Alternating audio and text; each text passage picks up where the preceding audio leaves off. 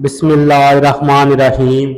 अस्सलाम वालेकुम dear students, कैसे हैं आप लोग। उम्मीद है आप लोग खैरियत से होंगे। स्टूडेंट्स, आज हमने पार्ट 1 स्टैटिस्टिक्स का चैप्टर 6 की एक्सरसाइज 6 से अपनी वीडियो का आगाज़ करना है। हमारे पास क्वेश्चन है 6.2 इवैल्यूएट द फॉलोइंग। इनको हमने इवेल्युएट करना है जी, इसको हमने सिंप्लीफाई करना है। क्वेश्चन 6.2 का फर्स्ट पार्ट है 7 फैक्टोरियल। अब जब ये आपको शॉर्ट क्वेश्चन आएगा 2 नंबर का आए, तो अगर आप इसको डायरेक्ट कैलकुलेटर से सोल्व करेंगे तो आपको 2 नंबर नहीं मिलेंगे। इसको हमें मैनुअल सोल्व करना है। तो कैसे सोल्व करेंगे? जिसका भी फैक्टोरियल होता है उसको हम 1 तक मल्टीप्लाई करते हैं। मतलब 7 मल्टीप्लाई बाय 6, 5, 4, 3, 2, 1। अगर 8 का फैक्टोरियल है तो 8 से शुरू होगा और 1 तक जाएगा। अगर 10 का फैक्टोरियल है तो 10 से शुरू होगा और 1 तक उसको मल्टीप्लाई करेंगे। ये लिखने के बाद आप डायरेक्ट जो है कैलकुलेटर से इसको सोल्व कर दें। आपको फैक्टोरियल का तरीका बताया हुआ है। 7 दबाएं, उसके बाद शिफ्ट के बाद आपको ये बटन नजर आएगा आपके कैलकुलेटर के ऊपर x की पावर -1। सबसे पहले 7 का फैक्टोरियल है 7 के बाद शिफ्ट के बाद ये वाला बटन दबाएंगे तो आपके पास फैक्टोरियल आ जाएगा। तो 7 का जो फैक्टोरियल है वो आएगा 5040। ये हमारे पास आ गया जी 7 का फैक्टोरियल। उसके बाद है 16 फैक्टोरियल डिवाइडेड बाय 8 फैक्टोरियल। तो हम क्या करेंगे, 16 को 8 तक ओपन कर लेंगे। मतलब 16 मल्टीप्लाई बाय 15, 14, 13, 12, 11, 10, 9 और 8 फैक्टोरियल। 8 पे जाके इसको हम जो है वो क्लोज कर देंगे, रोक देंगे। और डिवाइडेड बाय 8 फैक्टोरियल। ये 8 फैक्टोरियल से 8 फैक्टोरियल कैंसिल हो जाएगा। तो आप इनको आप मल्टीप्लाई कर लें। 16, 15, 14, 13, 12, 11 और 10 के बाद 9। तो ये आंसर आएगा 51891840। इसी तरह अगर आपने ये लिखने के बाद कैलकुलेटर से डायरेक्ट इसको सोल्व करें, आप लिखिए 16 शिफ्ट दबा के फैक्टोरियल का बटन, उसके बाद डिवाइडेड बाय 8 शिफ्ट और फैक्टोरियल, तो आपको ये डायरेक्ट आंसर ये वाला दे देगा। लेकिन लिखना आपने इस तरह है। उसके बाद है 17 फैक्टोरियल 8 फैक्टोरियल ओवर 4 फैक्टोरियल। आप क्या करें, ये जो 17 फैक्टोरियल है इसको एज इट इज लिख लें। 8 का जो फैक्टोरियल है इसको 4 तक ओपन कर लें।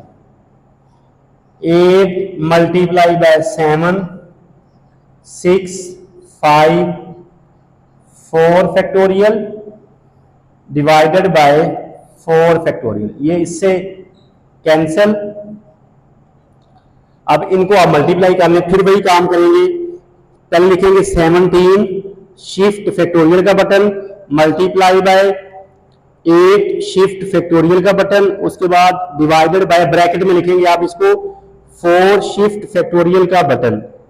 तो ये आपके पास जो आंसर है वो पावर में आएगा जी। क्या होगा, ये आंसर आपके पास पावर में आएगा। जब पावर में आएगा तो आप या तो इसको पावर में लिख लें या फिर इसको दूसरे तरीके से आप जो है वो हल कर लें। तो ये वो हमने क्वेश्चन गलत लिखा था। ये 17 फैक्टोरियल डिवाइडेड बाय 8 फैक्टोरियल और 4 फैक्टोरियल है। तो हम 17 का जो फैक्टोरियल है इसको 8 तक ओपन करेंगे। 17, 16, 15, 14, 13, 12, 11, 10, 9 और 8 फैक्टोरियल। इसको यहां पे रोक देंगे।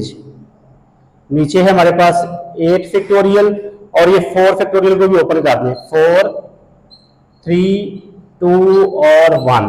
ये 8 फैक्टोरियल से 8 फैक्टोरियल कैंसिल हो जाएगा, बाकी जो है उसको सोल्व करके आप लिख लें। तो डायरेक्ट आप लिखें 17 shift factorial divided bye 8 shift factorial multiply by 4 shift factorial bracket close.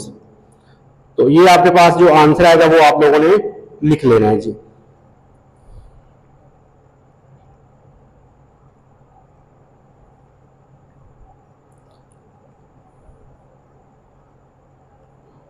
इसको जब हमने सोल्व किया तो ये हमारे पास आंसर आ गया 367567200। ये हमारे पास आ गया जी 17 फैक्टोरियल डिवाइडेड बाय 8 फैक्टोरियल और 4 फैक्टोरियल। क्वेश्चन आपने कैलकुलेटर से ही सोल्व करना है, लेकिन पहले इस फॉर्म में लिखने के बाद फिर आपने कैलकुलेटर से इसका डायरेक्ट आंसर जो है वो लिख देना है। फोर्थ पार्ट है जी हमारे पास 9p6। अब हमने परमोटेशन फाइंड करनी है। तो परमोटेशन का फार्मूला हम पढ़ चुके हैं, NPR जो इक्वल होता है n factorial divided bye n minus r का फैक्टोरियल। तो n की जगह पे 9 है तो ऊपर आ जाएगा 9 factorial divided bye n minus r, तो 9 माइनस 6 का फैक्टोरियल। 9 जो है उसको हम ओपन करेंगे 3 तक, 9 8 7 5 6 4 और 3 फैक्टोरियल। 9 माइनस 6 3, तो 3 फैक्टोरियल। ये इससे हो जाएगा कैंसिल। तो अब आप जो है कैलकुलेटर को यूज करके डायरेक्ट जो है इसका आंसर निकालेंगे। आप लिखेंगे 9 शिफ्ट, उसके बाद आप बटन दबाएंगे जी ज़रब वाला, उसके बाद 6, तो ये आंसर आ जाएगा 60480। ये हमारे पास आ गया जी 9p6। लिखना आपने इस तरह है, उसके बाद कैलकुलेटर से आपने डायरेक्ट इसका आंसर निकाल देना है। तो इस चैप्टर की जो सेकंड वीडियो है उसमें हम फैक्टोरियल, परमोटेशन और कॉम्बिनेशन को अच्छे तरीके से सीख चुके हैं और उसके हमने क्वेश्चन भी सोल्व किए थे। नेक्स्ट क्वेश्चन है हमारे पास 15p6।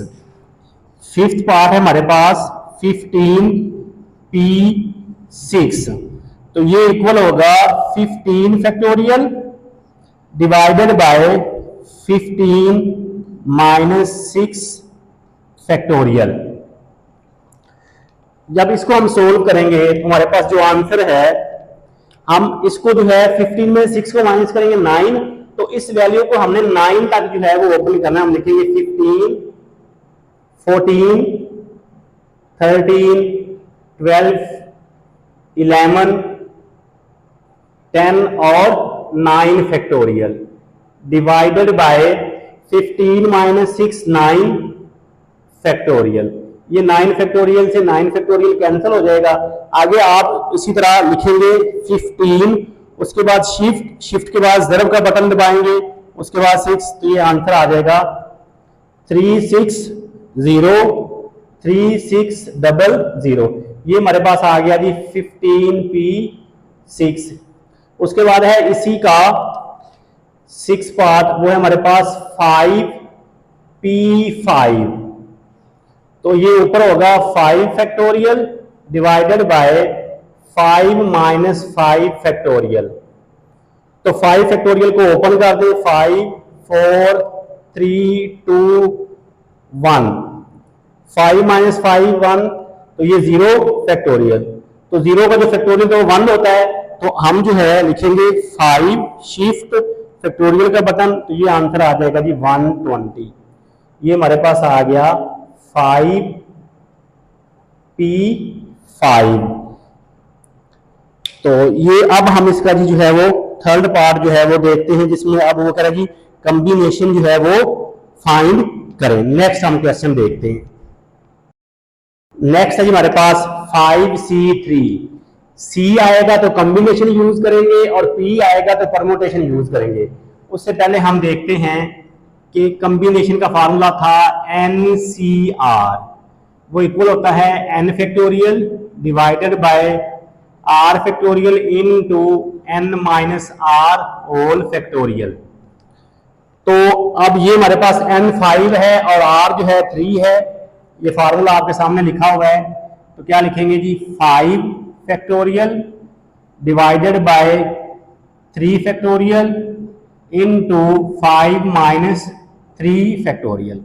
ये 5 का फैक्टोरियल 3 तक ओपन कर लें, 5 multiply by 4 multiply by 3 factorial divided bye 3 factorial. 5 minus 3 2 factorial. ये 3 फैक्टोरियल से 3 फैक्टोरियल कैंसिल हो जाएगा। 5 मल्टीप्लाई बाय 4 2 का फैक्टोरियल ओपन करेंगे, 2 मल्टीप्लाई बाय 1 2 2 जा 4, तो 5 2 जा 10। ये हमारे पास आ जाएगा जी 5C3। ये था इसका 7th पार्ट। आगे हम देखते हैं इस 8 पार्ट है 52C13। 52C13।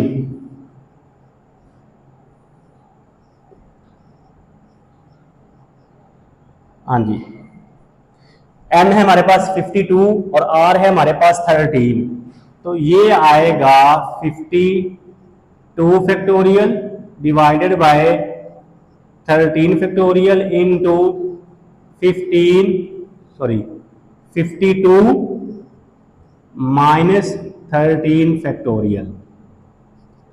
52 में से 13 को जब हम माइनस करेंगे तो आएगा 39, तो इसको हमें अब 39 तक जो है वो ओपन करना पड़ेगा।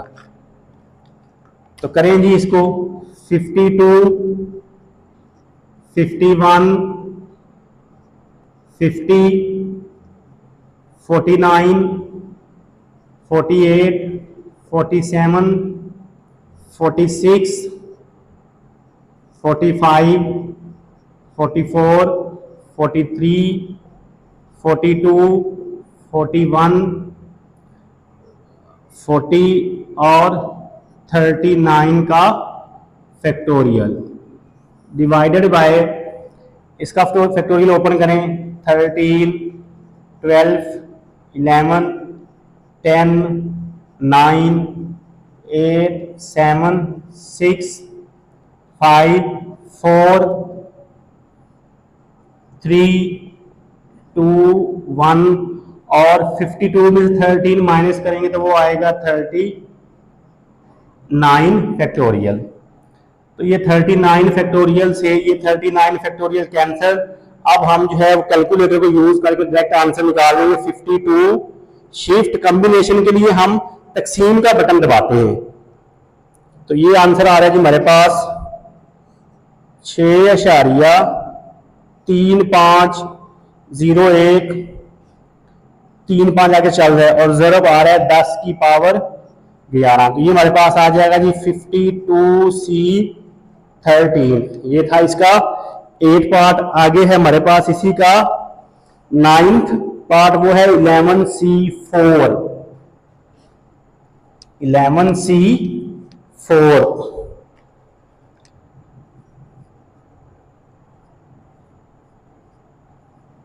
तो ये किसके इक्वल आएगा जी 11 factorial divided bye 4 factorial into 11 minus 4 factorial.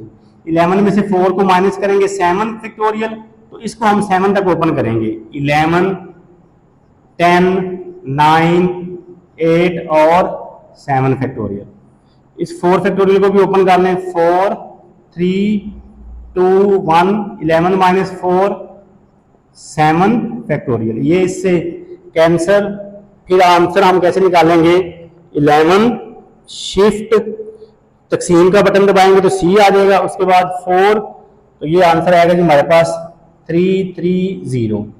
तो ये आ गया जी 11C4 कॉम्बिनेशन, जिसका आंसर आ गया हमारे पास 330। अब हम नेक्स्ट क्वेश्चन देखते हैं। नेक्स्ट क्वेश्चन है हमारे पास question number 6.8। Find the probability of each of the following. Number 1, a head appears in tossing a fair coin। वो कह रहा है जी अगर हम कॉइन को टॉस करें तो उसमें हेड की प्रोबेबिलिटी फाइंड करें। फेयर कॉइन का मतलब ये है कि उसमें हेड और टेल के आने के चांसेस जो हैं वो इक्वल हैं। तो जिस क्वेश्चन को सोल्व करना है, क्वेश्चन को सोल्व करने से पहले सबसे पहले हम जो है उसकी सैंपल स्पेस बनाएंगे। अगर हम ये फर्स्ट वाले को हम सोल्व करते हैं जी, अगर हम कॉइन को टॉस करें तो उसके ऊपर जो पॉसिबल आउटकम्स है, हेड आ सकता है और टेल आ सकता है। तो ये कितने सैंपल पॉइंट है जी हमारे पास?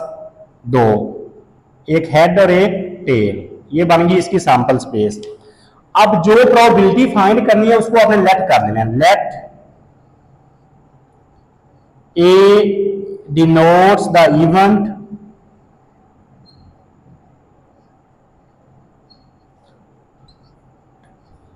that a head appears, जिसकी प्रोबेबिलिटी फाइंड करनी है उसको हमने लेट करना है। तो हमने कहा जी तो let A denotes the event that a head appears.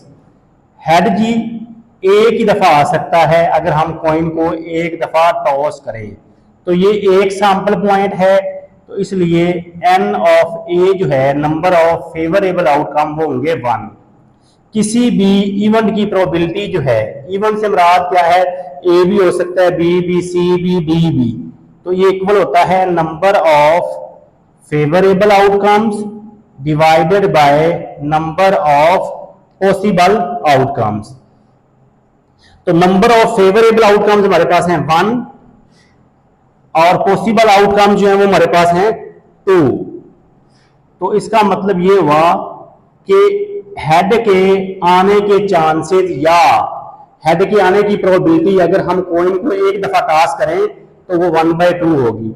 अगर वो टेल की प्रोबेबिलिटी पूछ ले तो यहां पे एज की बजाय टी आ जाएगा और यहां पे 1 जाएगा, तो टेल की प्रोबेबिलिटी भी 1/2 ही आएगी।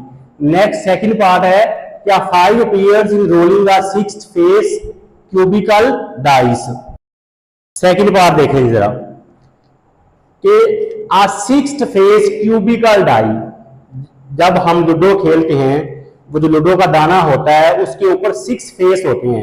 एक पे 1 लिखा होता है, एक पे 2, फिर 3, 4, 5 और 6, इसलिए उसको हम कहते हैं जी ये 6th फेस है। और उसकी जो शेप होती है वो क्यूबिकल होती है, क्यूब की तरह की होती है। मतलब उसमें हाइट भी होती है, वेट भी होता है, सॉरी हाइट, लेंथ और विड्थ, ये 3 चीजें होती हैं। तो इसलिए उसको हम क्यूबिकल डाइस कहते हैं।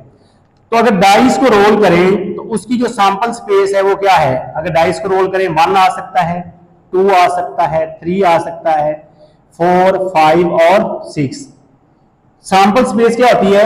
The possible outcomes of a random experiment. एक एक्सपेरिमेंट को रिपीट करने के बाद उसके जितने भी पॉसिबल आउटकम्स बन सकते हैं उसको हम कहते हैं सैंपल स्पेस। तो डाई को अगर रोल करें तो उसके ऊपर ये पॉसिबल आउटकम्स आ सकते हैं। तो ये इसकी बन गई सैंपल स्पेस। ये कितने सैंपल पॉइंट है? 6। तो एन ऑफ एस जो है number of possible outcome 6, probability find करनी है 5 की, जिसको लेट करनी है। Let A denotes the event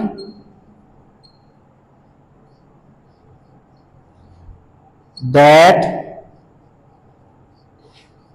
5 appears. हाँ जी, तो ए में देखें हमारे पास कौन से पॉइंट आएंगे? 5 जो है वो एक ही दफा आ सकता है। अगर हम डाई को एक दफा रोल करेंगे तो 5 के जो है वो एक दफा आ सकता है। तो कितने सैंपल पॉइंट है? 1। तो इसलिए एन ऑफ ए जो है नंबर ऑफ फेवरेबल आउटकम हमारे पास आ गया 1। तो प्रोबेबिलिटी ऑफ ए क्या होता है जी? Number of favourable outcomes divided by number of possible outcomes. तो फेवरेबल हमारे पास है 1 और पॉसिबल है 6। तो 5 जो है अगर डाई को एक दफा रोल करे तो वो एक ही दफा आ सकता है। इसी तरह अगर वो कह दी 4 की प्रोबेबिलिटी, तो 4 भी एक दफा आ सकता है, वो भी 1/6। 6 की प्रोबेबिलिटी वो भी 1/6। 2 की प्रोबेबिलिटी वो भी 1/6। अब है इसका third part, an even number appears when a perfect cubical die is rolled. Third देखें जरा हमारे पास है, an even number appears when a perfect cubical die is rolled. जब हम डाई को रोल करेंगे तो उसमें पॉसिबल आउटकम ये 6 ही आएंगे। तो प्रोबेबिलिटी फाइंड करनी है इवन नंबर की, जिसकी प्रोबेबिलिटी फाइंड करनी है उसको लेट कर लिया। अब बी में जो पॉइंट हैं वो इवन नंबर है। इवन नंबर कौन कौन से हैं? 2 है, 4 है और 6 है। तो 2 आएगा, 4 आएगा और 6 आएगा। तो कितने सैंपल पॉइंट है हमारे पास? 3। N of B, number of favourable outcome हमारे पास आ गया 3। तो किसी भी इवेंट की प्रोबेबिलिटी जो है वो इक्वल होता है number of favourable outcome divided by number of possible outcome. हाँ जी, तो हमारी फेवर में कितने हैं? 3 और पॉसिबल कितने हैं? 6। तो ये आंसर आएगा जी 3/6। जब इसको डिवाइड करेंगे तो आंसर आ गया 1/2। तो ये हमारे पास प्रोबेबिलिटी आ गई जी इवन नंबर की।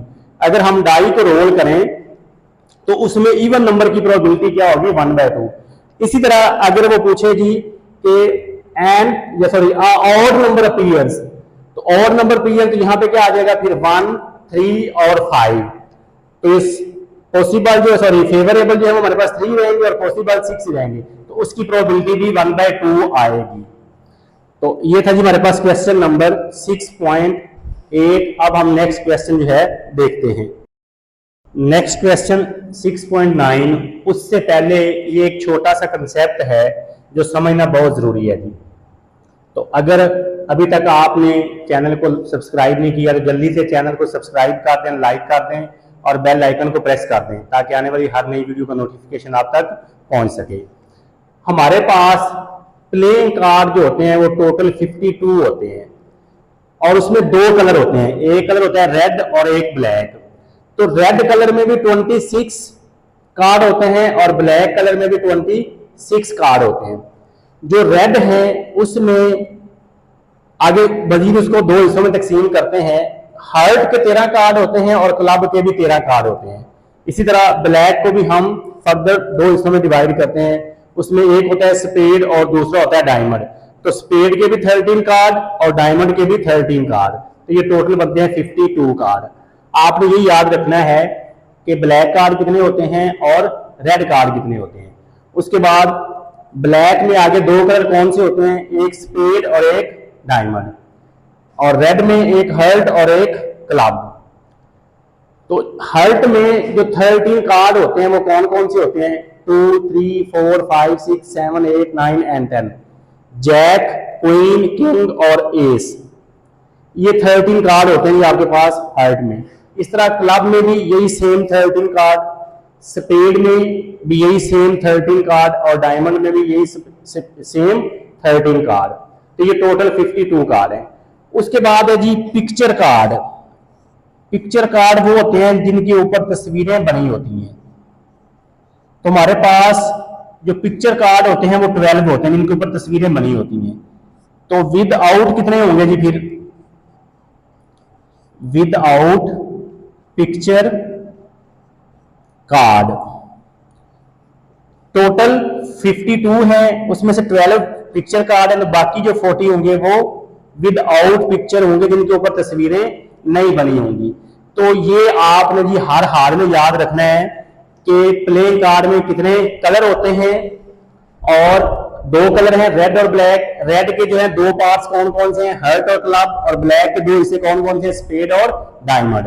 Picture card 12, without picture card 40, heart में 13 कार्ड कौन कौन से होते हैं? क्लब में, स्पेड में और डायमंड में। अब हम क्वेश्चन करते हैं जी 6.9।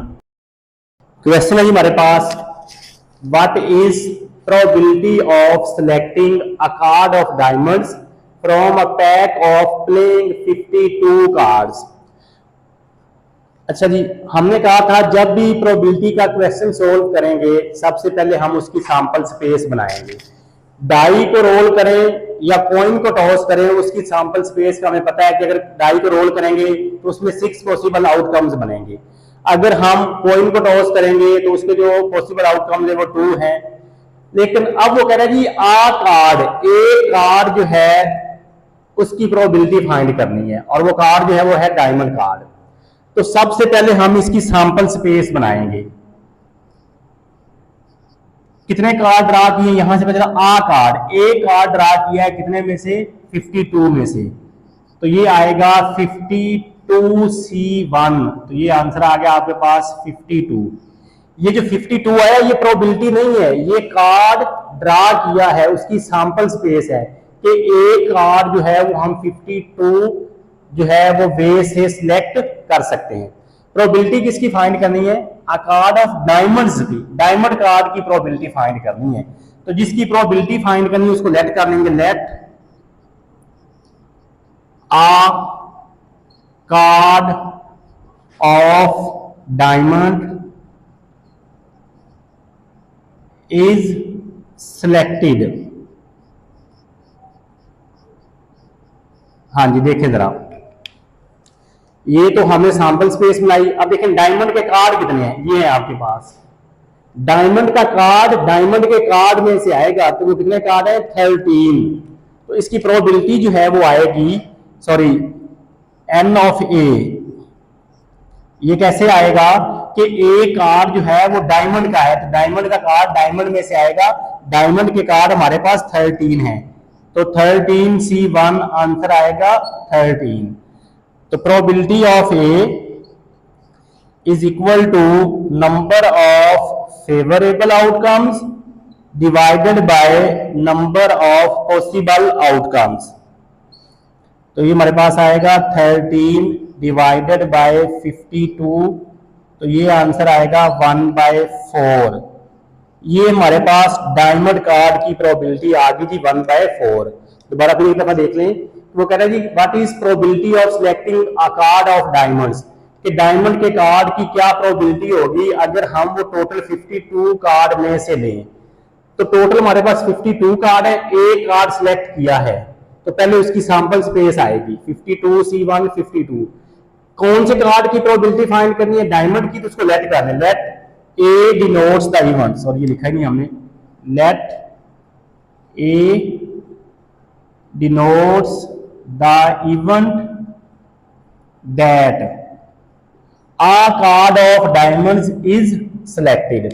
तो डायमंड का कार्ड जो है वो डायमंड में से आएगा, तो डायमंड के जो टोटल कार्ड है वो 13 है, तो इसलिए 13C1 इज इक्वल टू 13।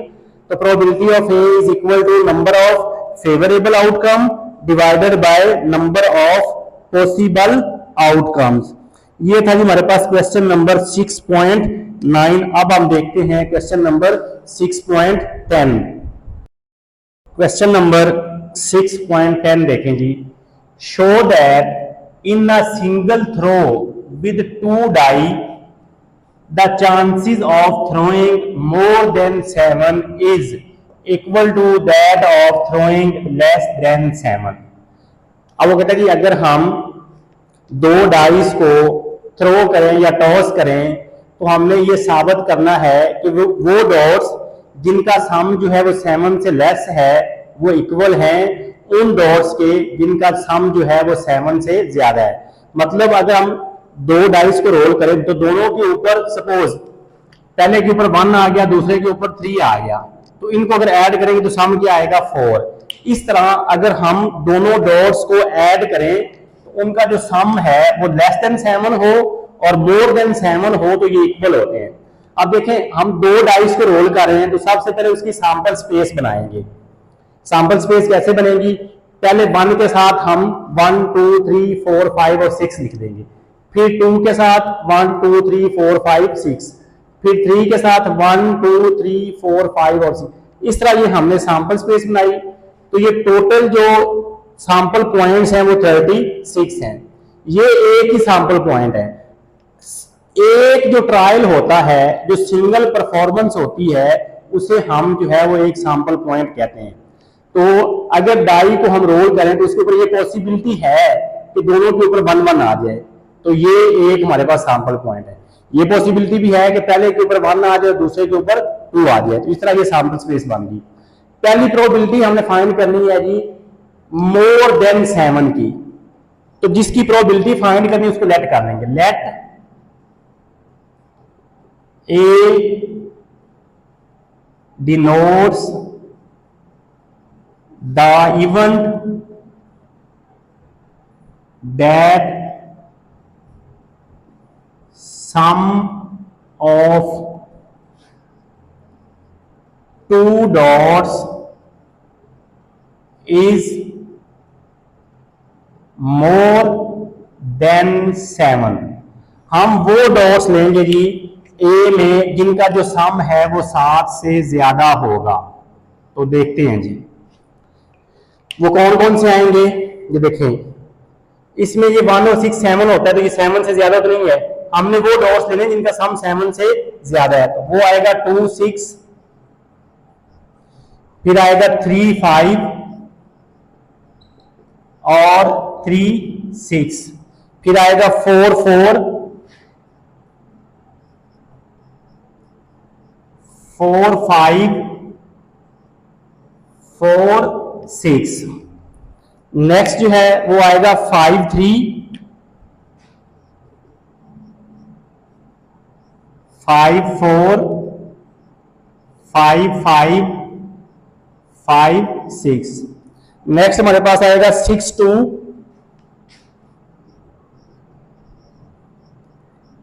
6 3 6 4 6 5 और 6 6। ये वो डॉट्स हैं जी जिनको अगर हम ऐड करें तो उनका जो सम है वो 7 से ज्यादा आएगा। देखें 2 और 6 को ऐड करेंगे तो 8 आएगा, 3 और 5 को करेंगे तो ये भी 8 आएगा, 3 और 6 को करेंगे 9 आएगा, 4 4 को करेंगे 8 आएगा। तो ये सारे वो पॉइंट्स हैं जिनका जो सम है वो 7 से ज्यादा है। तो ये कितने सैंपल पॉइंट हैं जी, अभी हम देख लेते हैं। 1 2 3 4 5 6 7 8 9 10 11 12 13 14 एंड 15। तो इसमें जो फेवरेबल आउटकम है वो 15 है। तो प्रोबेबिलिटी ऑफ ए जो है ये इक्वल होगा number of favourable outcomes divided by number of possible outcomes. तो ये आंसर आएगा 15 डिवाइडेड बाय 36। इसको 3 से डिवाइड कर दें तो आंसर आएगा 5 बाय। तो हमारे पास अगर डॉट्स का हम सम लें और वो 7 से ज्यादा हो तो उसकी जो प्रोबेबिलिटी आएगी वो आएगी 5 बाय 12। इसको मैंने नंबर 1 कह दिया। अब इसका सेकंड पार्ट है जिसमें वो कह रहा है जी कि हमने ये शो करना है कि ऐसे डॉट्स जिनका सम जो है वो 7 से कम हो। अब हम दूसरा इवेंट लेते हैं, उसमें वो पॉइंट लेंगे जिनका जो सम है वो 7 से कम होगा। उसको मैंने बी का नाम दे दिया। Let B denotes the event that sum of